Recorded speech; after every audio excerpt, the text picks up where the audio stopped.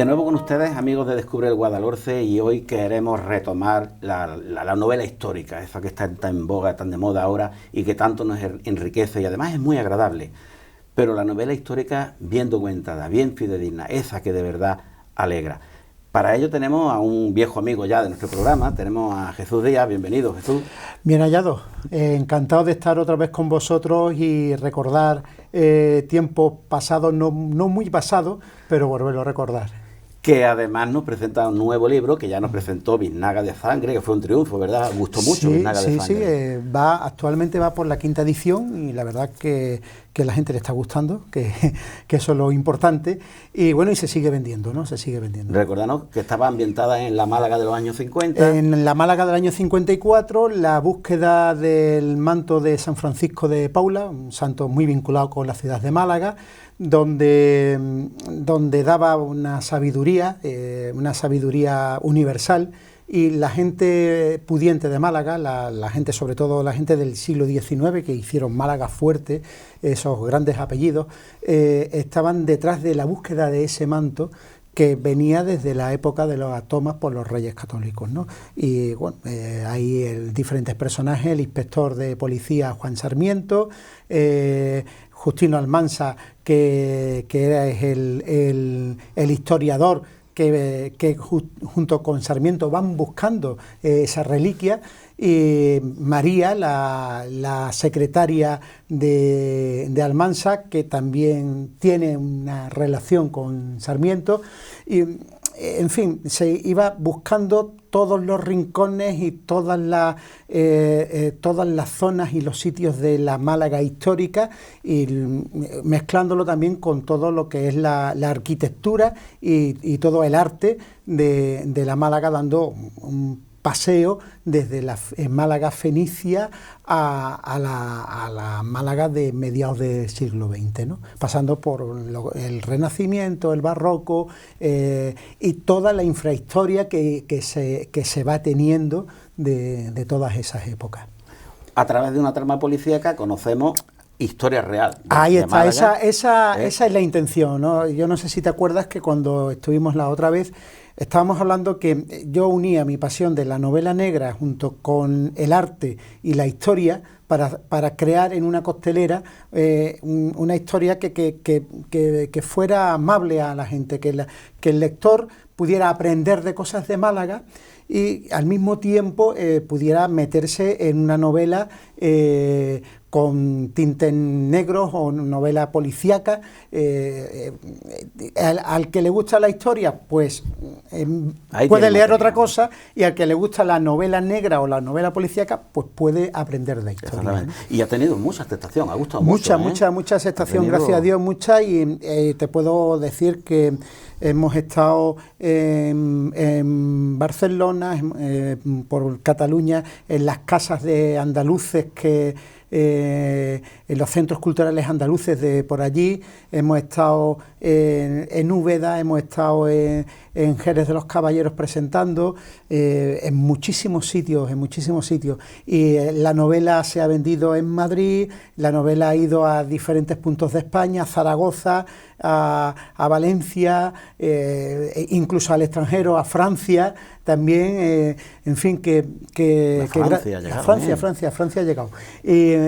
Que gracias a Dios hemos podido hablar de Málaga con una historia policíaca, pero en definitiva hemos hablado de Málaga, y el orgullo y la satisfacción, como diría Su Majestad, que en el mapa nacional e incluso internacional, la gente lo ha leído, ¿no?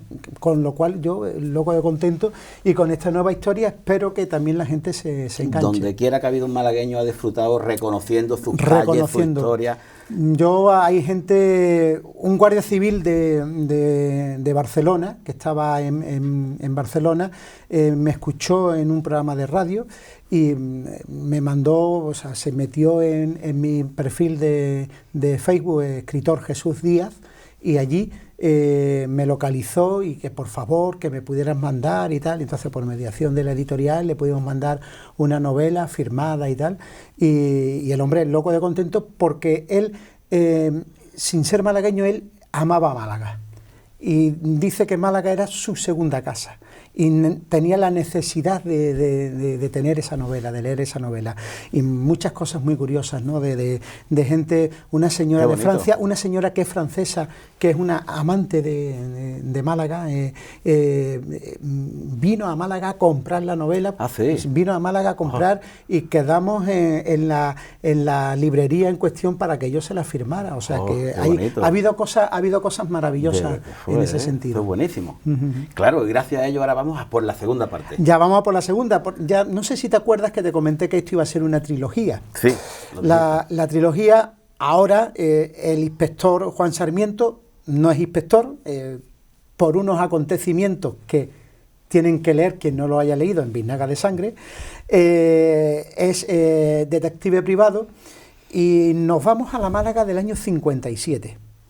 Con todo lo que tiene la Málaga del año 57, con esa época de la posguerra ya se queda visualizada un poco más atrás en el tiempo, la ayuda americana es mucho más palpable, se ve más en las calles. Empieza la apertura. Esa apertura, comienza una Málaga a ser más alegre, más viva en el día a día. Intento reflejar en esta nueva novela el mercado de Atarazana,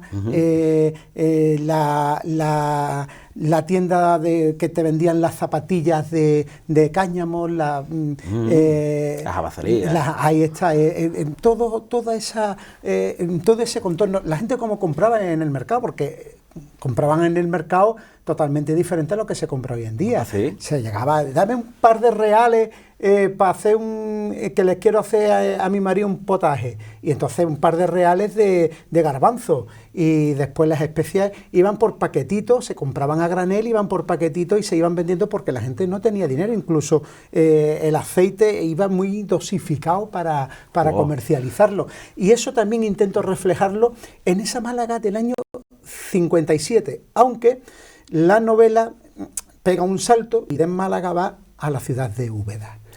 Y con una historia que es la historia de los 12 leones, con lo cual los ubetenses están también muy contentos, ¿no? Que es el título, ¿no? Se llama 12 leones, efectivamente. La nueva novela. Ahí está, 12 leones. ¿Y por qué se va a Úbeda? Se va a Úbeda porque, como te he comentado antes, Juan Sarmiento es un hombre quizás más oscuro ahora, después de lo que pasó en Biznaga de Sangre, en el caso de la Biznaga, ¿no? Él tiene una lesión que le impide seguir siendo policía, un hombre con una carrera brillante por delante, con su preparación, con su estudio, cosa que en el año 54 pues, era difícil, ¿no? Pues nos metemos en el año 57 y él es un investigador privado con suerte irregular, y entonces económicamente él no está bien. En cambio su mujer, su esposa, que consigue tener una herencia, que tienen que leer Biznaga de Sangre para saber la herencia, sí. No María, ella está en una posición económica y social mucho más elevada que él. Hoy en día eso es una cosa que se lleva y tal, pero vámonos a la Málaga del año 57, eso no era nada fácil, y máxime para un tío con una preparación y unos estudios, y que se vea un poco que es esa rémora, ¿no? Supeditado un poco al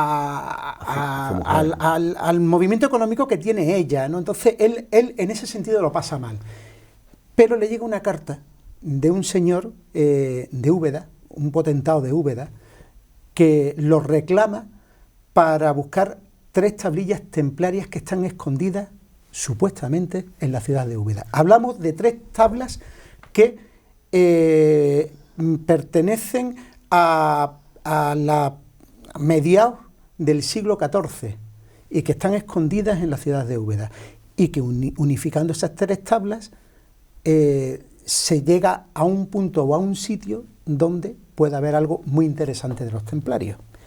¿Entiendes? Entonces, el remitente de esta carta es un señor, don Diego Fernández López Dávalo, que está sacado, es un personaje ficticio, pero sí está sacado de una historia familiar que se pierde en el 1300 y poco, con los López en Dávalos, que son familias muy nobles, incluso el condestable en la época de Carlos, el emperador, se pierde en aquella época. Digamos, es una familia de estos, y es un terrateniente de la oliva, del mundo del aceite, ¿no? De allí de Úbeda, que también es muy normal, ¿no? Y este señor lo reclama porque un tal Justino Almansa habla bien de él y dice que como él ya no va a estar en vida, que hablen con este señor. Con Sarmiento. Y ahí es donde empieza la trama. Ah, y tiene que buscar unas tablillas templarias. La historia templaria es real también. La historia templaria, curiosamente, cuando hablamos del temple en España, nos solemos ir más hacia la zona de Castilla, hacia la zona de Extremadura. Pero hubo un asentamiento templario muy, muy interesante en lo que fue el Santo Reino de Jaén. Allí el Úbeda, Baeza, toda aquella zona, Villa Carrillo, toda aquella zona fue muy templaria. Y entonces ahí es donde yo ya tiro de esa historia para esa búsqueda. ¿Por qué los 12 leones? Meto otra historia que está refrendada en el mismo escudo de la ciudad de Úbeda. El escudo de la ciudad de Úbeda es una corona sin que esté cerrada, abierta, y alrededor de la corona hay 12 leones. ¿Por qué hay 12 leones? Esa es la representación de los 12 caballeros ubetenses que en la toma de Algeciras por el rey Alfonso XI en el 1300 y poco, 20 y algo, las fechas no me acuerdo ahora exactamente, pero por esas fechas, para acordarte de todo. Para acordarse uno de todo, pero bueno, está en el libro. Tomando la ciudad de Algeciras, cuando ya estaba prácticamente la ciudad caída, ¿no? Ya hay digamos, el emir árabe le suelta un reto al rey Fernando, al rey Alfonso, diciéndole que una justa, como las justas de la Edad Media, donde se puedan medir 12 cristianos contra 12 árabes. Quien gane esa justa tomará la ciudad, o bien la toman o bien se retiran. El rey Alfonso sabía que él no se iba ya a retirar, una vez que estaba en las mismas murallas de la ciudad, él iba a aguantar, pero el tema de los retos le gustaba, y entonces él pide, además en la novela lo escenifico bastante bien, basándome en unos escritos que hay de Ramón Quesada. A caballo el rey solicita y pide que 12 caballeros cristianos den ese paso hacia adelante. ¿Has investigado aquel episodio para documentarlo? Sí.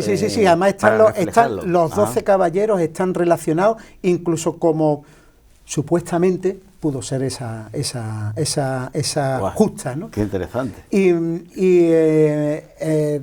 dieron el paso al frente 12 caballeros de Úbeda, del Santo Reino. Al dar el paso adelante, pues ya se organizó y tal. No voy a decir cómo termina, pero sí es cierto que ganan los cristianos. El día del domingo de Ramos entran por la ciudad sin derramar más sangre, toman la ciudad, y don Diego López Dávalos, que fue el primero de los caballeros en dar el paso adelante, que es familia del que yo después saco en la novela siglos después, don Diego López Dávalos encuentra entre las torres de Algeciras 3 tablas, que juntándolas te dan un sitio determinado para encontrar algo determinado por parte de los templarios. Y eso se las lleva a Úbeda. supuestamente se las lleva Úbeda. ¿Eran los templarios, los autores de las tablillas? Sí, correcto. Oh, qué interesante. Correcto. Y que estaban en terreno árabe. Y tú me dices, bueno, ¿y eso? Pues eso es misterioso. Ese misterio lo desvelaré en la tercera novela, Ah. pero sí te digo que hay una correlación bastante interesante entre filólogos, astrólogos, pensadores, sabios, tanto templarios como árabes. Porque entre ellos sabían que había un entendimiento independientemente de que para cada uno fuera infiel, ¿no? Para el cristiano el infiel era el árabe y para el árabe el infiel era el cristiano. Digamos que les unía la ciencia. Pero les unía la ciencia y el conocimiento y les unía mucho más que les separaba. Ojalá tomemos ejemplo hoy. Ahí está, ojalá.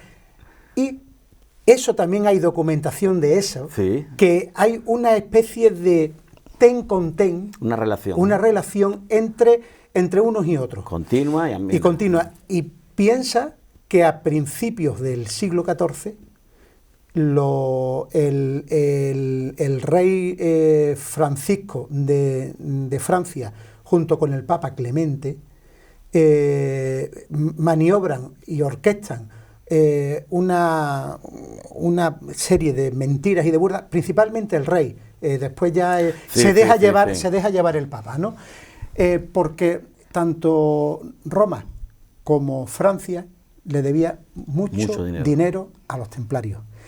La única manera de poder quitarse a los templarios del medio era mentir sobre ellos. Declararlos ilegales, claro. Declararlos ilegales. Y entonces, en esos años, se declaran ilegales y a raíz de ahí, pues empiezan a caer todos los conventos templarios que hay en España, siendo el último el de Jerez de los Caballeros en Badajoz, que es allá. Entonces, para la tercera novela. Para la tercera novela.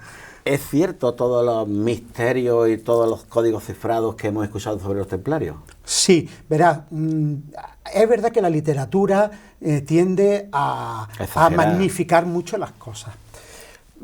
Todo hay que tenerlo, o sea, si nos vamos al rigor histórico, no es todo lo esotérico que se monta, pero sí también hay una parte esotérica interesante. No es todo, o sea, hay mucha ciencia ficción que se ha metido y mucho Hollywood también se ha metido, pero hay una parte que sí es verdad, hay una parte que sí es cierto que los templarios tenían un conocimiento porque se relacionaban con árabes, se relacionaban con filosofía y con pensamientos asiáticos, e incluso para crear un juego. ¿Se podría decir que lo que entonces era esoterismo hoy es ciencia? Se podría decir que parte del esoterismo que había es ciencia hoy en día y parte no.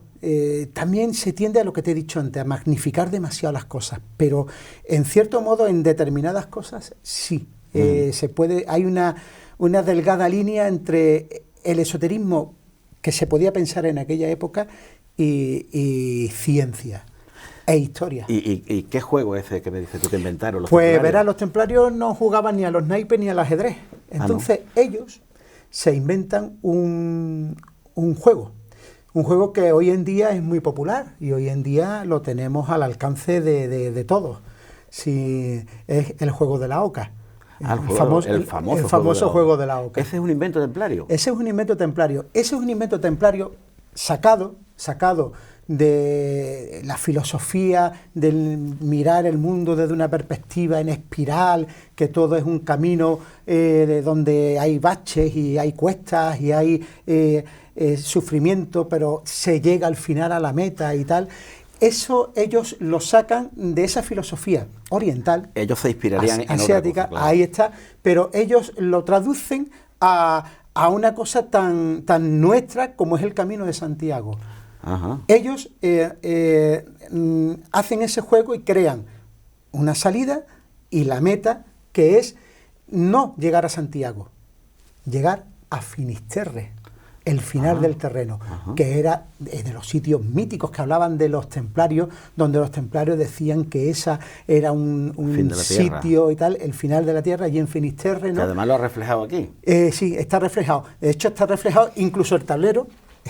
El tablero. No, enséñalo tú, que es tuyo. Que mi buena amiga Carmen. Seguro que lo hará mejor que nosotros. Carmen García Gómez Lario de apellido. Sí, de los Larios de malagueños. Ahí está, ella que es la que ha hecho el dibujo de la portada con el león rampante sacado de la piedra. Esto es dibujado, esto es dibujado. Ella ha sacado en la última página una cosa que yo le había... La oca de los templarios. La oca con la cruz teutónica. Ahí está, con la cruz Tau, que sabes que la cruz Tau es franciscana, pero también es templaria, porque los caballeros templarios eran la que utilizaban para defender el Camino de Santiago.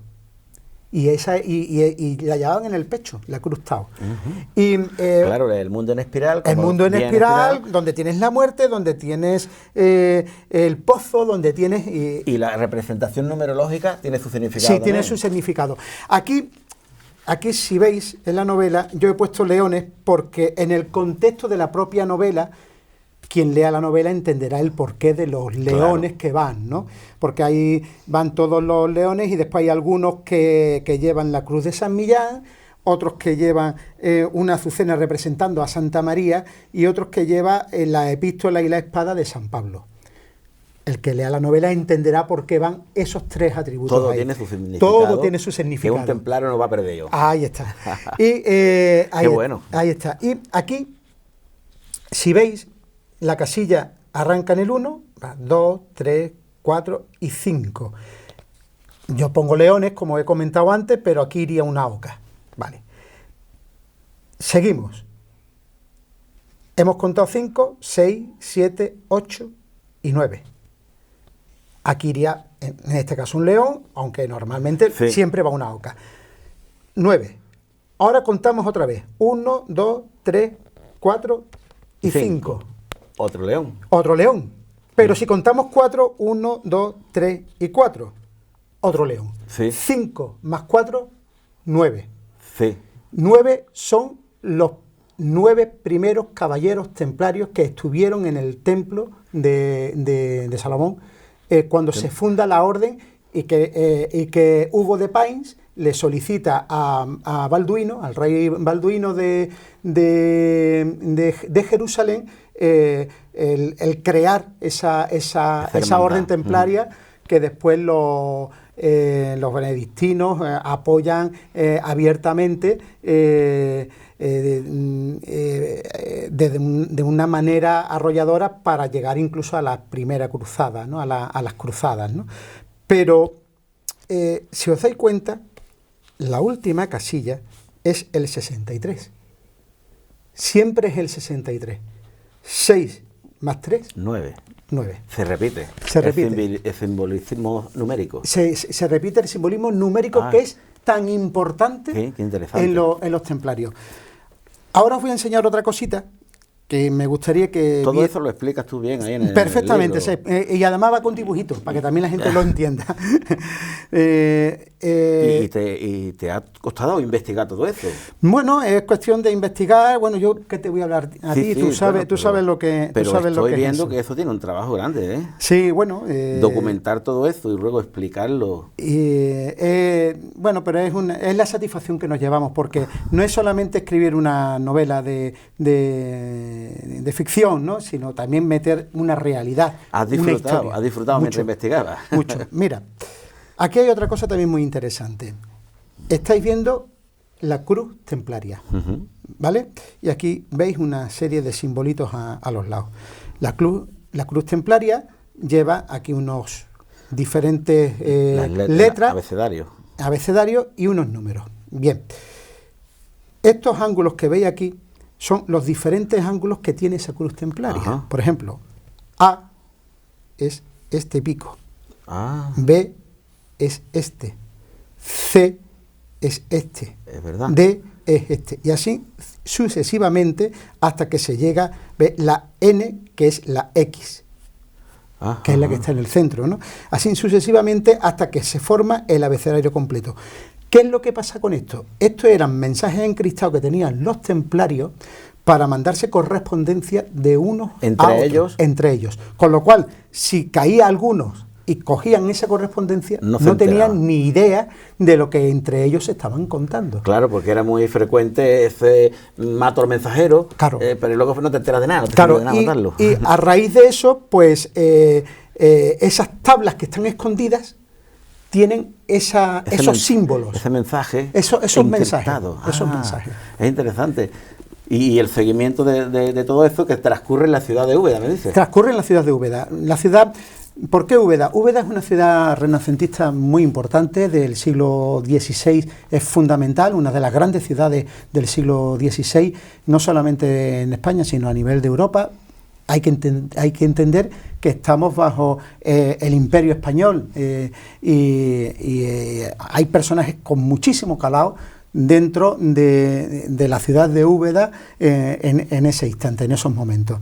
El Renacimiento español, pues lo que es Florencia para Italia y para la cuna del Renacimiento, es Úbeda y Baeza para la cuna del Renacimiento español. Sí. Yo digo que el Renacimiento español en Úbeda y Baeza florece y se le da sentimiento. Y cuando estás allí, lo ves. Y lo palpas y lo notas. Yo digo que tienes que tocar esa piedra de esos palacios, de esas iglesias, para entender lo que simboliza ese renacimiento, ¿no? Y estamos hablando de una ciudad con un asentamiento prehistórico, desde la edad prácticamente del bronce, ¿no? De hecho, el asentamiento de la iglesia de Santa María, que es Basílica Menor, y Colegiata, Real Colegiata y Antiguo Alcázar, el asentamilo era desde la época del bronce, de la edad del bronce, y todo lo grande, la mezquita mayor, el asentamiento visigodo anterior a ser mezquita, ha sido reutilizado, y se ha perpetuado, como ha pasado con Mezquita de Córdoba, la Catedral de Málaga, que hablábamos en Biznaga de Sangre y tal. Todo han ido capa sobre capa, formando lo que es un poco ese epicentro. Y es cierto que te metes allí en mitad de Santa María y notas algo en el ambiente, notas que como si la propia fuerza de la historia te estuviera envolviendo desde la época ancestrales, hasta el día de hoy, ¿no? Con los conocimientos que tú tienes, ponerse allí en el centro tiene que ser magnífico. No, eso es lo que tenemos que organizar, una excursión y vamos. Apúntame, yo me apunto. No, y entonces eso. También te digo una cosa, Juan Sarmiento siempre parte de Málaga y siempre vuelve a Málaga. ¿Dónde bebes tú tanta información? ¿Cuáles son tus fuentes? No, mi fuente, pues, bueno, tú sabes, mi fuente tenemos desde... ¿Aportas una bibliografía? Bibliografía, sí, eso sí. Al final está todo documentado, está todo para que la gente sepa de dónde viene. Que no es nada inventado. Dicen que por ser una novela no hay por qué ponerlo, ¿no? Pero a mí me gusta ponerlo porque así... da credibilidad al autor, la bibliografía. Ahí está. Pues mira, desde periódicos de la época, hemerotecas, a libros, a libros que hablan sobre la historia de los templarios, incluso hasta una de las cartas de San Pablo, escrita por San Pablo, por Pablo de Tarso en el año 51, que también lo meto para uno de los acertijos que tienen que... ¿Cuántas veces has ido a Úbeda? Que buscar. Bueno, yo a Úbeda voy mucho. Porque tengo allí amistades y te la has recorrido de arriba abajo. Voy mucho y la conozco bien. De hecho, una de las casas que salen... Todo lo que sale de Úbeda es real. Porque incluso Juan Sarmiento allí se encuentra con otro malagueño ilustre, que es Francisco Palmas Burgos. Hombre, el escultor. El escultor Paco Palma. Padre. No, hijo. Hijo, el que hizo el Cristo de la Buena Muerte, la Virgen de la Piedad, la Humillación. Año 57. Sí. El año 57, porque Paco Palma vivía entonces en Úbeda. Y de hecho, él de Úbeda, él se tira un montón de años viviendo en Úbeda. De Úbeda se va a Italia, de Italia vuelve, se va a Málaga y él decide irse a morir en los últimos días de vida a Úbeda, y está enterrado en Úbeda. Y entonces yo recreo que Paco Palma, ya hago un guiño en la primera novela, preveyendo que la segunda iba a ser en Úbeda, hago un guiño en la primera novela que Juan Sarmiento tiene amistad con Paco Palma. Y entonces, claro, en la segunda novela esa amistad se hace real, se acentúa cuando él va a Úbeda, y resulta que Paco Palma está creando unos frescos en el año 57 para el oratorio de San Juan de la Cruz, que falleció en Úbeda, y el oratorio es magnífico, es maravilloso. Además, lo que te he dicho antes con Santa María pasa también con el oratorio de San Juan de la Cruz. Llegas allí y tienes una paz interior maravillosa, ¿no? Y tiene colgados los frescos con las visiones y las poesías de San Juan de la Cruz representadas por Paco Palma, que son magníficas. Está La Noche Oscura, El Pastorcillo, La Ascensión, hay diferentes partes, ¿no?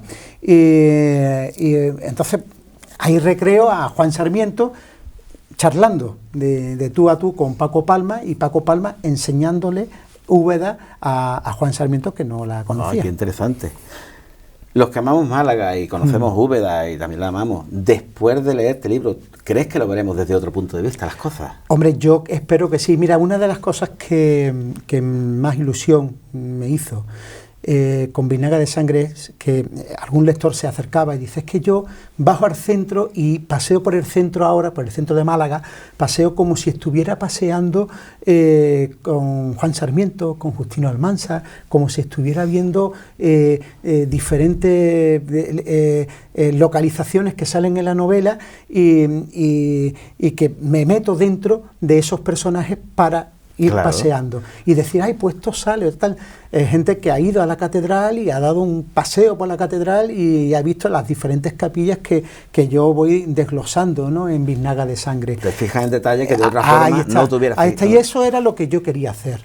Ahora ya con 12 leones intento que la gente pueda ver lo que sale de Málaga, lo pueda ver con unos ojos, y lo que sale de Úbeda pues también lo pueda ver con esos ojos diferentes, ¿no? También, lógicamente, ese trayecto en el tren, donde se para en Bobadilla, donde se toman los productos de la zona. Ya también se hace un poco de gastronomía, ¿no? Ya que también se da un pequeño paseo por la gastronomía. Y dices que acaba en Málaga, la novela. Sí, bueno, la novela acaba bajando de Málaga después de... Sarmiento acaba su investigación. Se acaba su investigación, no sabemos cómo, no lo podemos desvelar, pero ellos siempre vuelven a Málaga, siempre. Por lo tanto, la tercera va a partir de Málaga. La tercera partirá de Málaga. Y no sabemos, se va a meter por Portugal y va a ir por la zona de Extremadura, por ahí, para buscar algo. ¿Dónde podemos encontrarlo? Pues mira, el libro en las librerías del ramo, desde la Casa del Libro a Proteo, Prometeo, a Luces, a diferentes librerías por internet, en las páginas web, en tu perfil. En mi perfil se puede buscar, incluso metiéndose, marcando en Google 12 Leones, novela Jesús Díaz, aparece. Si se meten en mi perfil en Facebook también, escritor Jesús Díaz, también pueden encontrarla. Y nada, yo espero que sea del agrado de... Una recomendación para los que empezamos a leer esta novela: ¿con qué ojos tenemos que verla? ¿Con ojos científicos? ¿Con ojos de novelistas? No, ¿con ojos de historiadores? Yo creo, verás, con ojos apasionados. Sí. ¿Sabes por qué? Pues tú eres un apasionado de la historia, sí. Pero como te he dicho antes, soy apasionado del arte, apasionado de la historia y apasionado de las novelas negras. Hay que verlo con ojos de pasión, porque si lo vemos con ojos de pasión, yo creo que te va a llenar la novela, y tiene muchos recovecos. No es solamente la búsqueda sino también una búsqueda personal, una búsqueda hacia adentro de la persona, donde uno tiene que aprender a redimirse consigo mismo. Sí. Que eso es también lo que a nivel psicológico hace el personaje de Juan Sarmiento. Una lectura, un ejercicio de... Sí, de superación, hacia sí mismo. Cuando te viene una jornada en la vida, con más fuerza te tienes que levantar. Y creo que también lo reflejo en la novela, ¿no? Interesante. Y además, permíteme, sí, miren ustedes la suerte que yo tengo. Ya tengo mi novela dedicada. Está. ¿A dónde está Jesús? Ahí está. Qué afortunado soy. A todos ustedes les recomiendo que la lean, porque Biznada de Sangre a mí me ha apasionado y esta estoy deseando bebérmela también. Jesús, te queremos dar las gracias por haber venido a vernos. Las gracias a vosotros porque estoy en casa. Desde luego estás en casa y nos sentimos tan afortunados que queremos hacerte entrega de un reconocimiento. Hombre, por tu asistencia. Gracias. El programa de promoción y difusión cultural Descubre el Guadalhorce, de acuerdo con la directiva de FION Televisión y Radio Pizarra, concede a Jesús Díaz Domínguez este reconocimiento a la excelencia.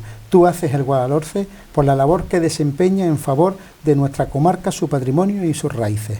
En Pizarra, a 31 de octubre de 2019. Muchísimas gracias, la verdad. Quede con ello constancia perpetua de nuestro agradecimiento por tu aportación y tu asistencia. Vale, muchísimas gracias, un honor. Y a todos ustedes, muchas gracias por habernos seguido y no se pierdan este libro que seguro que lo van a disfrutar. Hasta el próximo programa.